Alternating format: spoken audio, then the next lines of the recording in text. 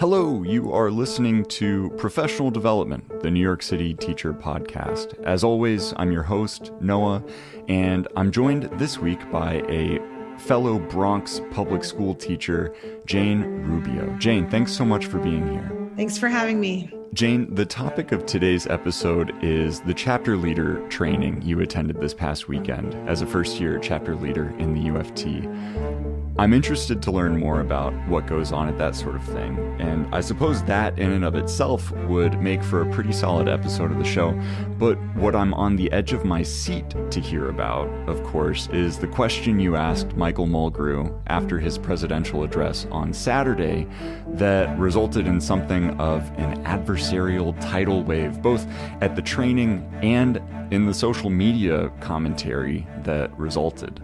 Before we get to that, though, I wonder if you might take us back a bit. How did you get involved in teaching to begin with, and then what led you to become a chapter leader at your school?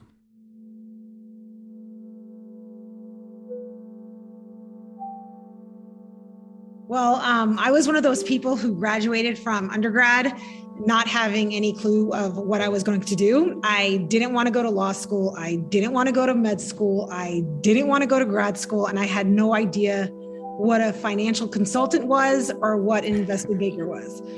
So I ended up going back home to Texas, and I ended up doing teaching.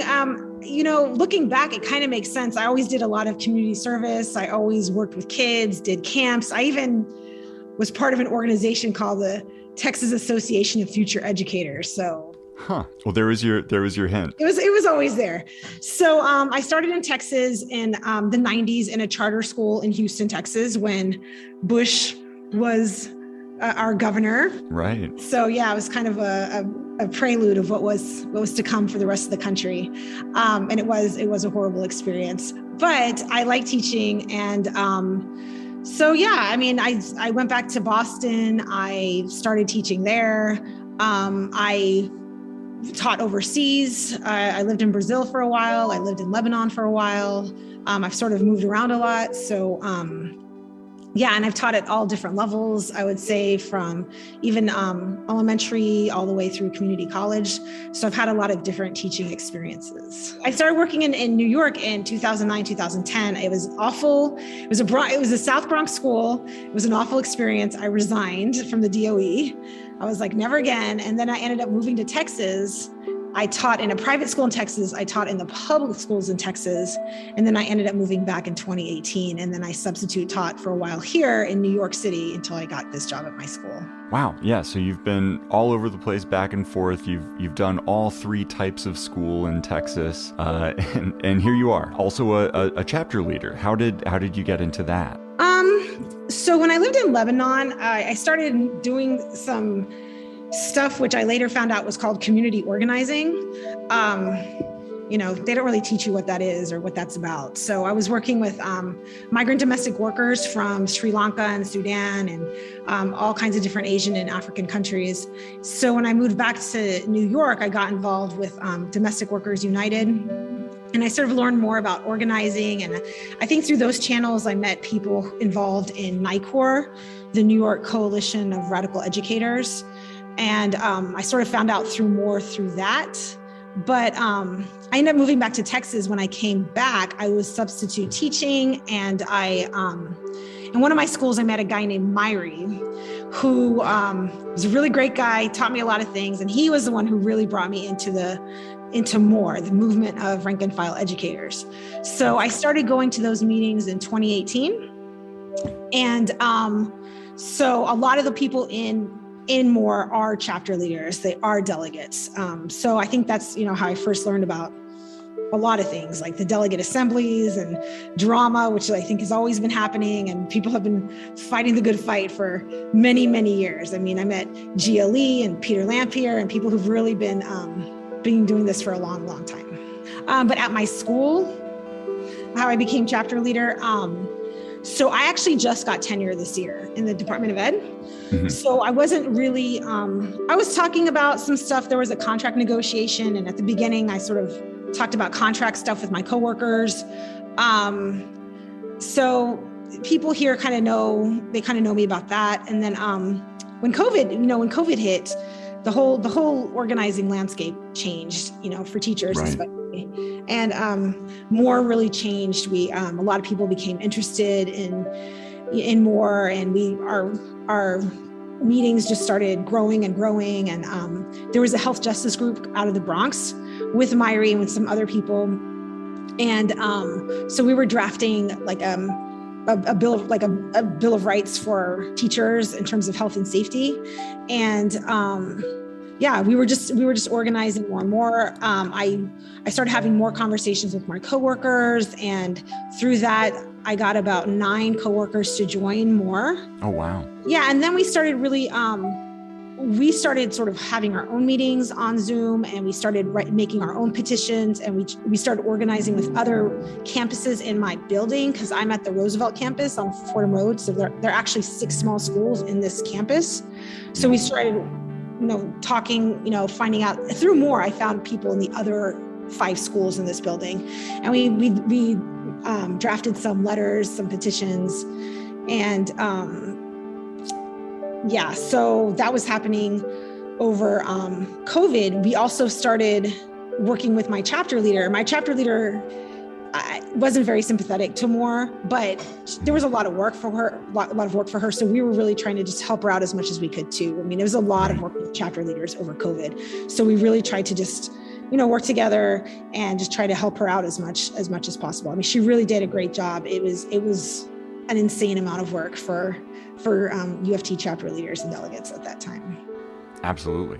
So this was in the midst of COVID, or the early days of COVID. We're still, of course, in the midst of COVID, but you had a chapter leader. How did you then end up becoming the chapter leader? Yeah, she had to resign for personal reasons at the beginning of the year. Okay. So I sort of took up the mantle in October. Nobody ran against me. Nobody wanted it. Big surprise. At the chapter leader training, you find that that's the case for, I would say, more than the majority of us. Right. Hearing that there was a chapter leader, I thought this might be the one exceptional story in which there's a real election happening in a school, and there's some campaigning and maybe a little exciting drama, but no, just another unopposed candidate. There are lots of stories. I do know people who've had stories of elections and campaigning, but that was not happening at my school. Okay, so you run unopposed. You having done some organizing work prior to your becoming a chapter leader. So how has your experience been since October as a chapter leader? So it's a second job. It's overwhelming. In a regular school year, it would be overwhelming. With COVID, it was twice as much stuff. Yeah. It was double checking with the testing and the quarantining and sort of keeping an eye on all of that. And then just the daily stuff of days, absences, how things are getting coded, how people are getting per session. So it's been very overwhelming. And then I have 7 meetings I'm supposed to go to every month minimum. Wow. 3 of which I set the agendas for, and I bring people out. And I am pretty good about delegating, and I've been really blessed here because we have an older staff, a more senior staff, mm-hmm. and people who've been around for a long time. And we have, former chapter leaders here. So in terms of forming a consultation committee, I do get 8 or 9 people regularly to turn out. So people who are really committed, which is amazing. And they'll take on different projects. Yeah. It's been helpful, but it is extremely overwhelming just in terms of time management and just keeping the tasks straight. I'm not really used to all these having random conversations and then having to be I need to follow up on all these different things. Right.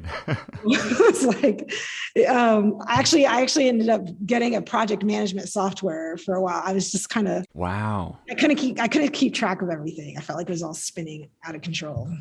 Yeah, well, I mean, that's hats off to you for recognizing that there was the need and then following through on it rather than just saying can't be done, can't keep it organized.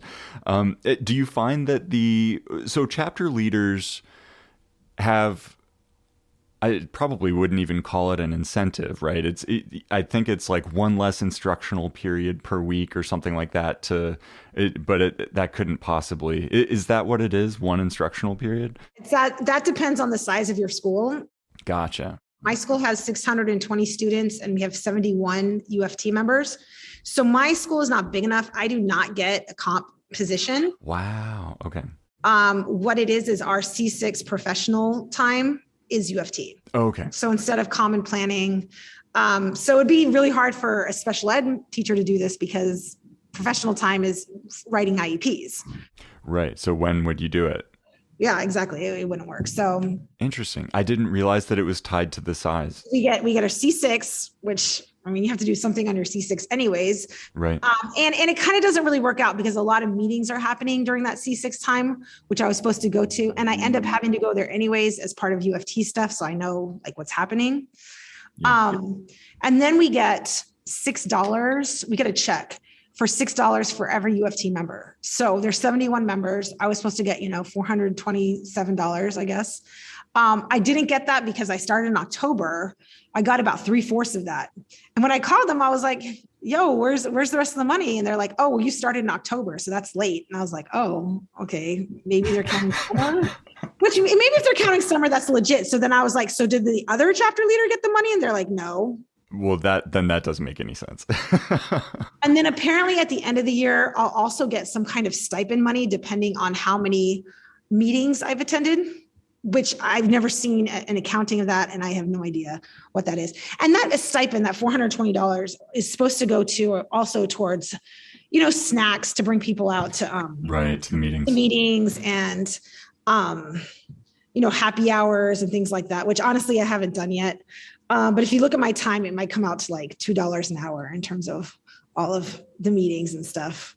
Nice. Excellent. For those of us, myself included, who only learned about the chapter leader training weekend as a result of this story that we're talking about today, could you give us a rundown of what is on the agenda at that type of event? So there have actually been 4 weekends for the year. And I think that's how they always do it. And basically it's just breaking down different parts of the contract and explain to us what the contract says. Okay. So, our job is to enforce the contract, and we have a very hefty contract, which is a beautiful, amazing, wonderful thing. And it's a lot, right? So it's a chance for them to tell us the main things. And then really it's a chance for people who are just really to really unpack the situations at their school, which is extremely helpful. Everyone's got different situations. So it's a chance to ask your questions. And then they say, okay, in this situation, this is how you should handle it. Mm-hmm. So the first 2 happened virtually. It actually happened in person too at 52 Broadway. They've all been hybrid. And the last 2 were at this hotel in Tarrytown, the Marriott Westchester. So I actually went to both. This was the second time. And I actually went to the first one the first week at March 3rd. And then, so then they had one 3 weeks later. So in the past, apparently this was the regular thing that they would do. And then they stopped doing it for COVID. So it's just taking the contract, breaking it down and giving you a little bit of time for back and forth with your particular situation at your school. Yep. Because we've got to learn this contract. It's a lot. It's a lot of things to learn. Right. I was, I won't say I was thumbing through the contract because I was at the UFT website so that I could, I had some questions about class size and so where that exists in the contract. It happens to be Article 7M, but it's really incredible. It's like a living document that gets updated every year since 1960. And who knows how much of the stuff from 1960 is still in there, but one thing that is still in there from 1967 is the class size restrictions, but that's something for another time, another episode. I would say besides being trained on the contract, it's also a time just to socialize. Right. It's a really nice thing that they do for us. We know that March is awful.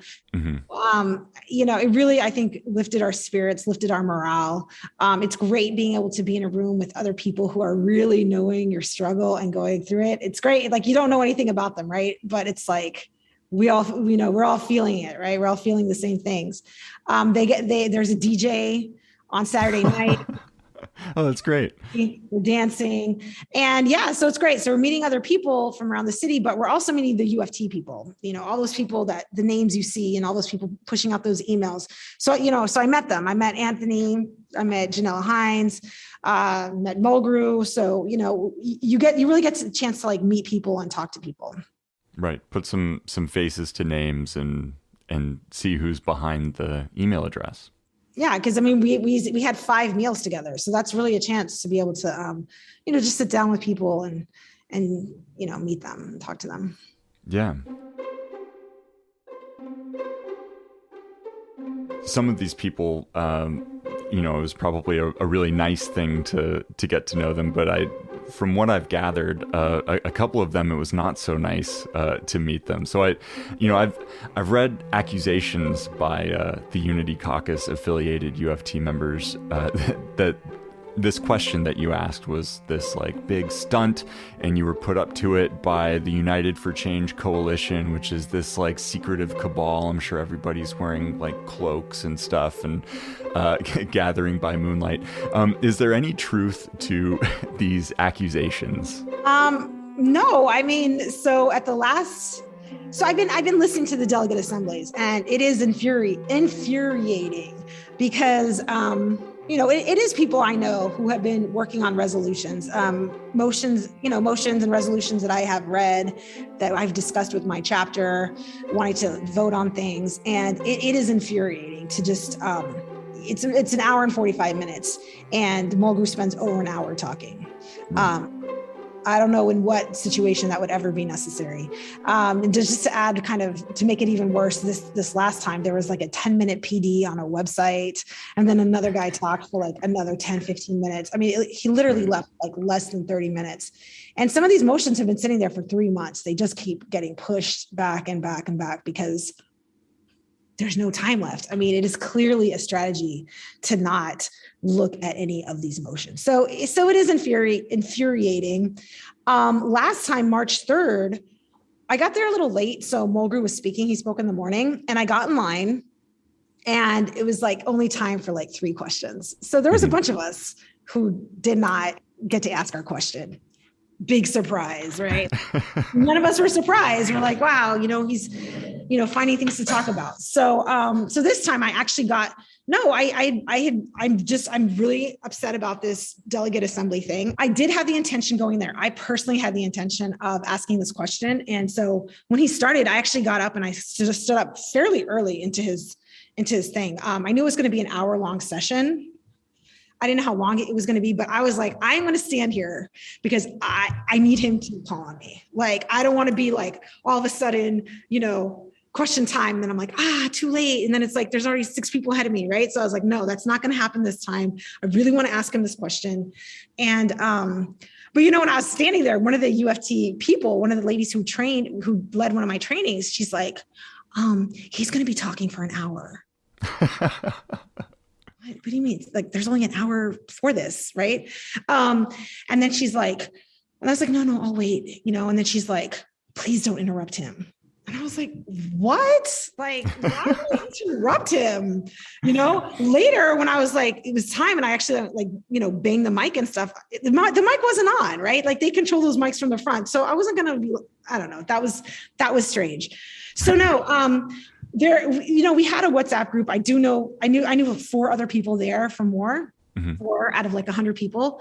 I actually didn't tell them I was doing this. Like, they saw me in line. They're like, hey, but like, they really did not. I didn't tell anyone I was doing this. I was just like, yeah, let's just see what happens. I didn't really think it was that big of a deal. Like, I was just like going to ask my question. So, if it was a big deal, I would have been like, hey, you need to record this. Like, like I didn't, live stream. Yeah. They're going to try and take this down. Yeah. Let's like record it. Like, no, I didn't tell anyone. I didn't really think it was a super big deal. Yeah. Yeah. Well, I think we've left the listener waiting for long enough. Could you tell us very, very clearly and definitively, what was the question? All right. okay, I'm not exactly sure definitively. It was something like this. Hi, Michael. I'm Jane Rubio. I'm a first-year chapter leader in the Bronx. And it's like, yay, Bronx. And then I really appreciate what you said about the union as a place to use our voices. And I really appreciate what you said about how you appreciate us as chapter leaders and want to hear our voices. So my question is, why, when we only get 1 hour and 45 minutes a month to use our voices, you run down the clock so that there's no time left for us? At some point, when I said, I think I said, when I said run down the clock or something, it started. It was like, what? Boo! Like people started booing me. People started yelling at me. I looked across the way. I was looking side to side. I looked across the way and I saw a woman who was in my small room. We had been in training, all morning. And actually she was in my room the previous weekend. So it's a room of like 10 chapter leaders and some like UFT people, very small room. And I see her look straight at me saying, sit down. Oh, wow. Sit down. Other people yelling at me, sit down. And then they cut my mic. So then I was like, okay. So then I just kind of, shouted it and then they put my mic back on and, and then Mulgrew actually answered the question.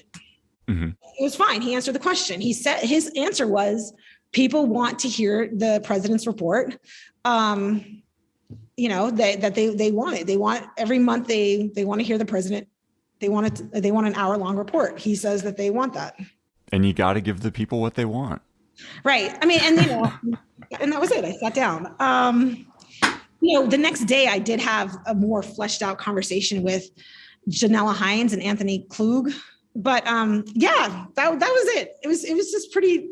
I was really surprised. I was like, what did I say? Like, dude, like you're running down the clock. Like, I could have said it nicer, maybe like it feels to me like you're running down the clock. And then I think I said something like, we've only passed 1.5 resolutions, per month since the beginning of the school year. I think I got, while the screaming was happening, I kind of like was like, and I said some stuff. And the size of the reaction in comparison to the simplicity of the question is, I think, the most telling aspect of this story. Is like the moment there's an indication of maybe not a completely sympathetic view towards Mulgrew. It's not that, I mean, he didn't start yelling into the microphone. It was the other chapter leaders stationed around him, and the woman who stared bullets at you and told you. I'm also just thinking of being a student in one of these, like the kind of classroom management that we're seeing come out and from these other chapter leaders. That's really something. No, it was chapter leaders. It was also a lot of UFT staff. I mean, I didn't see everything. Later, somebody told me that it started with the UFT staff. I don't know, because I know some of these chapter leaders and I saw them. I mean, that woman, it was weird. Okay, so another woman in my room who was sitting next to me, after that happened, she moved to the other side. And the next day she was wearing one of those black and white, like Trump flags, like on her t-shirt. Oh, wow. Yeah. So, and she was proudly walking around with one of these Trumpy flags. Oh, so you brought her out. She was like, I have to do something about this. So, but then the woman who literally yelled at me, sit down, she ended up sitting next to me because there weren't that many seats left. And then we're like talking. And so the rest of the weekend, I'm smiling, saying hi, like in the hall and stuff. And then most people say hi, but then some of these UFT staff people would be like, they remember that like I'm the bad one, and they would like look away and ignore me. Right? It was so weird. Like this is very childish, like weird, like, oh, let's be like mean to her. But then on the dance floor, they really couldn't do that. So those same people who were trying to ignore me, like when I was on the dance floor and they were on the dance floor, like all that stuff kind of breaks down. And then by the end, I didn't feel like people were like as hostile to me because, even in a short period of time, it's 100 people, you still kind of like start recognizing people and saying hi. And, so there is, it's so much better being live than being on Zoom or social media, because in the end, there's still a human element. Like we're still people, we're still like together. Right. That exposure takes care of, so much of conflict. If you can just be around the people, then, it's, and the other thing is this election has been a very contentious period, and people have had some pretty vitriolic things to say on the internet.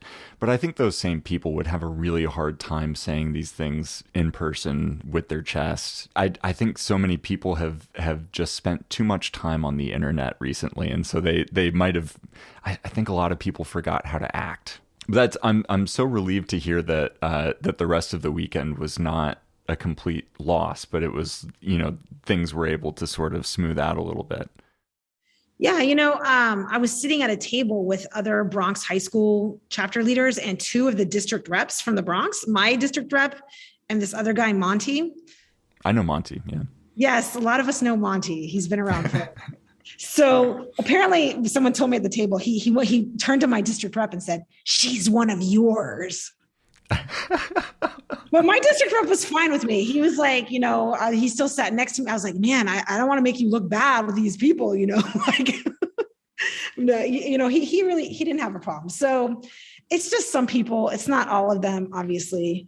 And then the next day I had to talk with Janella Hines and Anthony. They led a workshop for high school teachers, and there was community agreements at the beginning, right? Like, show respect and stuff like that. And I was like, Janella, were you there yesterday? Did you see what happened? Like, it was off the chain. Oh, something else I forgot to mention is two people after me was another woman who wanted to speak and ask a question. And she was like, she got up there and she was like, "I'm really nervous right now. I'm really nervous," and she was like, it was like she was trying to gather herself so she could talk, right? And people were like, "Oh, it's okay." And I'm like, well, of course it's like not a safe place. Like, she saw what just happened to me. Like, this is not a comfortable place. Like, to say what you want to say. That's hilarious. So Janella and Anthony, they basically, they said a couple ththings to me. What they say? Janella apologized. She's like, yeah, no one should be treated like that. She said she wasn't there. And she's apologized on behalf of UFT, like, that's not okay. No one should be, booing and, acting like that. She's like, there's a lot of tension. There's a lot of emotions. It's an election year. Anthony told me that they actually did pass a motion a couple of years ago. I mean, I don't know this history, but there actually was a motion at the Delegate Assembly to reduce the length of the president's remarks, and it did not pass. I mean, wow.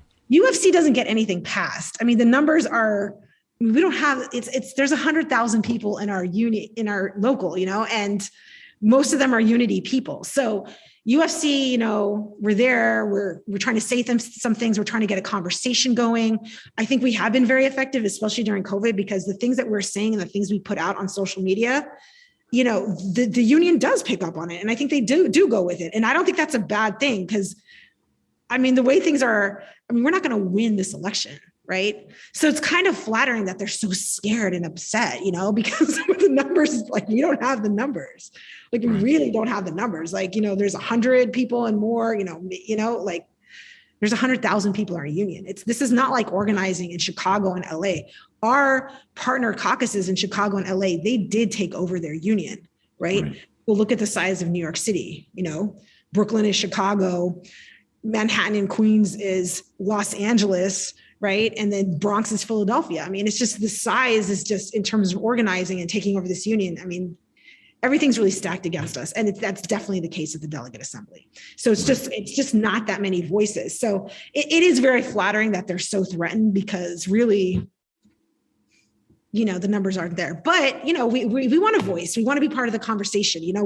That's part of any healthy organization, right? To have different points of view, to have a conversation, and to maybe shift the conversation. Yeah. And when the stuff that's coming out of Unity is so reactive, that is the conversation has been set. What Unity is talking about right now is just whatever UFC wants to talk about, which is fantastic. I read something on in an Unreal Place on Facebook about someone was claiming that UFC wasn't going far enough, and here at Unity we want to do better than tier 4. So like tier 6, why stop at tier 4? Let's do even better than that. And I was like, so I could retire like next year?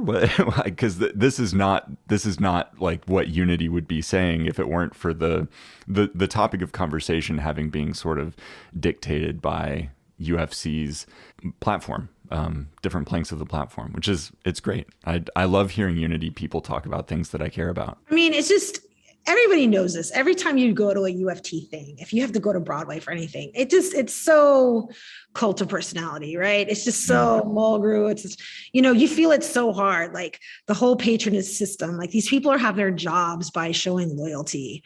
It's just, it's very like Boss Tweed, Tammany Hall kind of thing, right?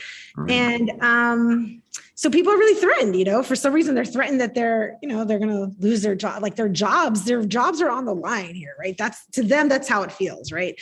And showing the loyalty. And, all we're saying as UFC is like, we just have a different vision for how to do things, like, bottom up, grassroots, like organizing conversations with our coworkers, just, let us have a space to talk. This Robert's Rules of Order, man, are so weaponized. It's just they're weaponized to silence the people. Gia Lee can talk more about this. I don't know if you've had her on, but she has a whole thing about how it's just a very racist, sexist structure to just silence people. And so there's got to be a better way of just actually doing some more grassroots organizing and really working with communities and students and parents to build our power.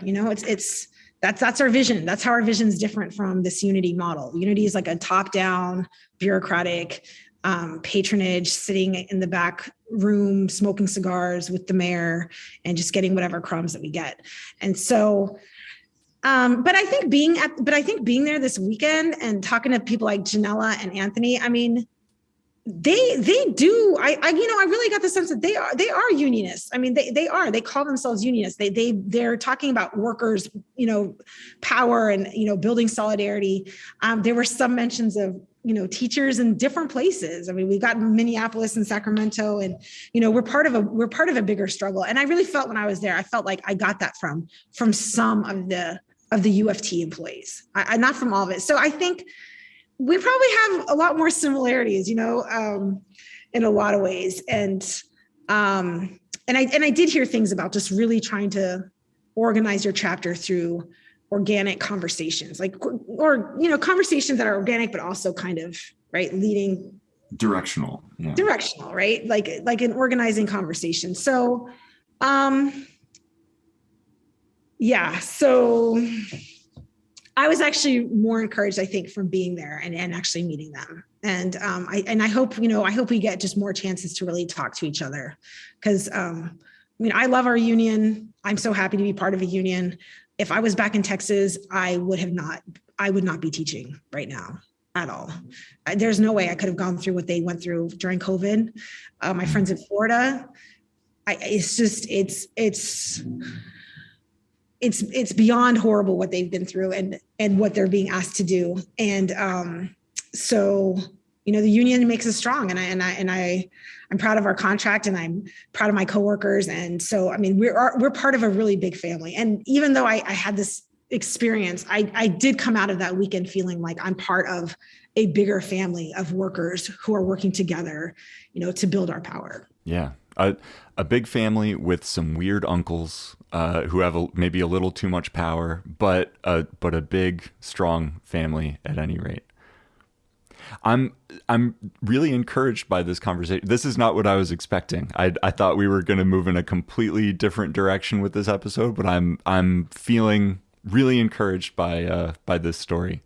I know a lot of people work in schools with really abusive principals, and there is fear in schools. And I just my hope is people would just talk to each other, build trust with each other, and that our chapters would develop some power, and I know it's really hard. And, it's hard when you're at these things and you hear these stories of people who've had so many like votes of no confidence and they've gone through the whole thing. And in the end, that principle's still there. And watching Janella Hines being like, we know we've walked with you through this whole thing and that principle's still there. Where is our power? And it's such a big struggle, but I don't know. I just hope that people just, treat each other as humans in their own buildings, in our union, and we do have a lot of power. And just being together and having conversations, getting to know each other, that is where our power is. Jane, thanks so much for making the time to fill us in on the events of the weekend and to share your side of the story. Like I said, I'm really encouraged by the direction this took and by your takeaway from the weekend. And I think, I'm excited to be able to share this with the listener. I think they'll be uplifted too. Thanks for having me, and you're doing some great work.